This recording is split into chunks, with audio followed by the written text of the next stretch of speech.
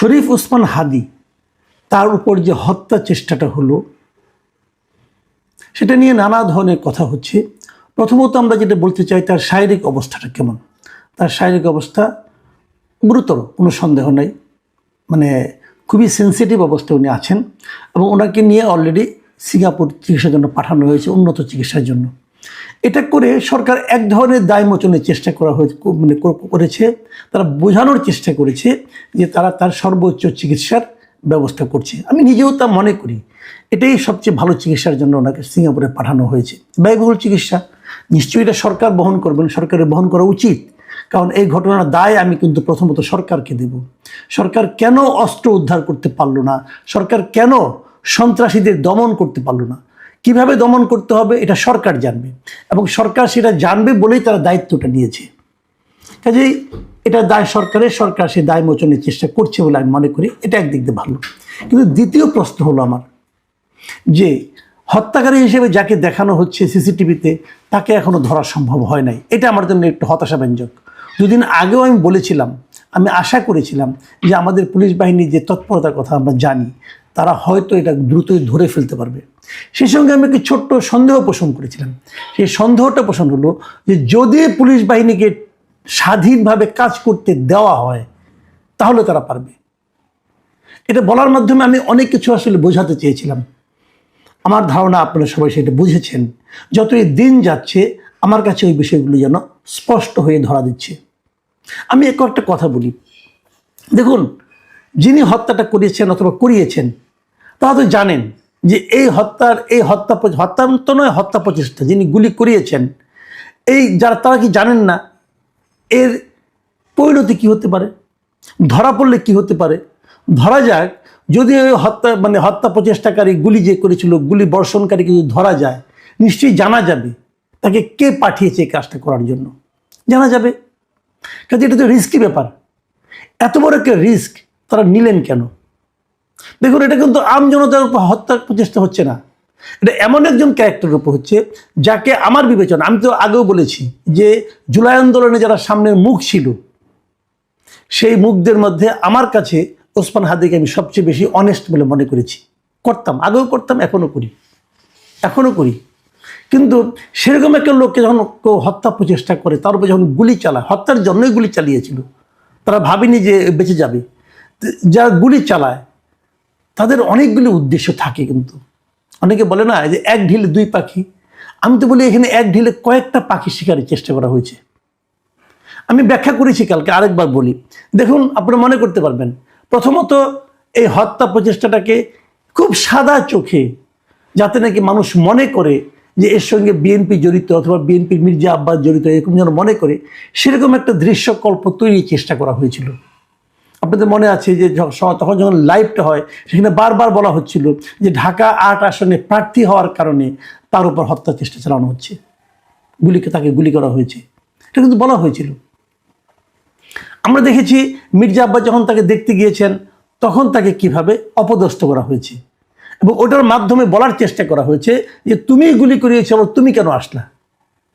মির্জা আব্বাস ধৈর্য সহকারে বিষয়টাকে হ্যান্ডেল করেছেন, কিন্তু এটা কিন্তু একটা লক্ষ্য ছিল। আবার দেখুন, ঘটনাটা কবে ঘটানো হয়েছে? ডিসেম্বরের দ্বিতীয় সপ্তাহে, যে সময়ে শহীদ বুদ্ধিজীবী দিবস আছে, যে সময়ে আমাদের বিজয় দিবস আছে, এবং অনেকে বিজয় দিবসকে এরই মধ্যে কিন্তু একটা অশ্লীল দিবস হিসাবে বলেছে, অশ্লীল একটা শব্দ ব্যবহার করে বিজয় দিবসকে আখ্যায়িত করেছেন এবং হুমকি দিয়েছেন যারা 16 ডিসেম্বরকে বিজয় দিবস বলবে তাদেরকে নাকি তিনি তার স্ত্রীর স্যান্ডেল দিয়ে পিটাবেন,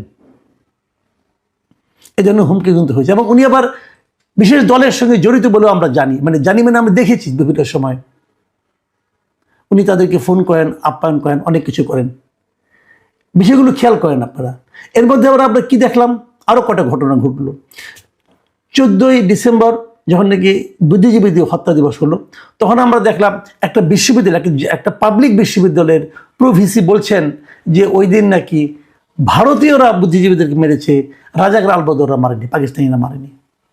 একই কথা বলতে শুনলাম জামাতের সেক্রেটারি জেনারেলকে, তিনিও বলছেন এটা নাকি রাজাকার আলবদররা মারেনি, পাকিস্তানিরা মারেনি, এটা নাকি ভারতীয়রা মেরেছে, এটা নাকি ভারতীয়দের ব্লু প্রিন্ট।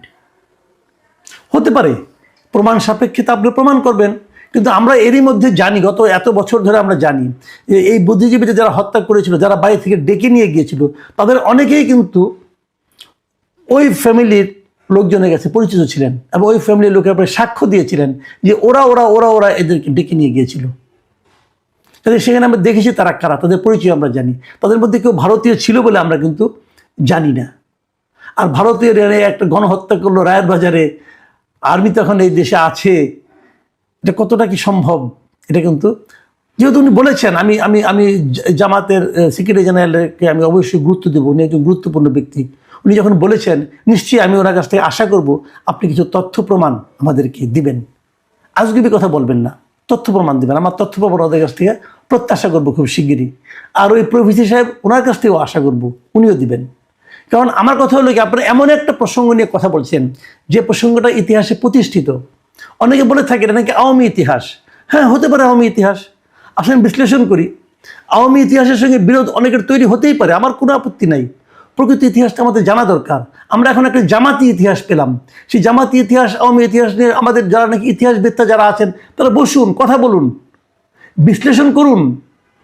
আমাদের এখানে একটা আকর গ্রন্থ আছে, আমি সবাইকে অনুরোধ করবো পারলে আপনারা পড়েন। একটা আকর গ্রন্থ আছে আমাদের, সেটা হলো আমাদের স্বাধীনতা যুদ্ধের দলিলপত্র। এটা হাসান হাফিজুর রহমান সম্পাদিত একটা বড় গ্রুপ এটাকে করেছিল। সেই দলিলপত্রের মধ্যে কিন্তু আর কিছু নেই, কারো কোনো মতামত নেই, খালি দলিলপত্রগুলো আছে। সেগুলো আপনারা স্টাডি করেন, করলে বুঝতে পারবেন কোথায় কী ছিল। আমি আর বেশি কিছু বললাম না, প্রয়োজন হলে ডিটেলে আমি যাবো এটা নিয়ে। এইগুলো একটা জিনিস। এর মধ্যে কি ঘটলো আমরা গত রাতে দেখলাম, আনিস আলমকে, সাংবাদিক আনিস আলমকে বাসা থেকে উঠিয়ে নেওয়া হলো এবং নেওয়া হওয়ার পর প্রায় 12-13 ঘন্টা পর তার বিরুদ্ধে একটা মামলা হলো এবং সেই মামলা থেকে গ্রেপ্তার দেখানো হলো। আনিস আলমগীরকে কেন গ্রেপ্তার করা হলো?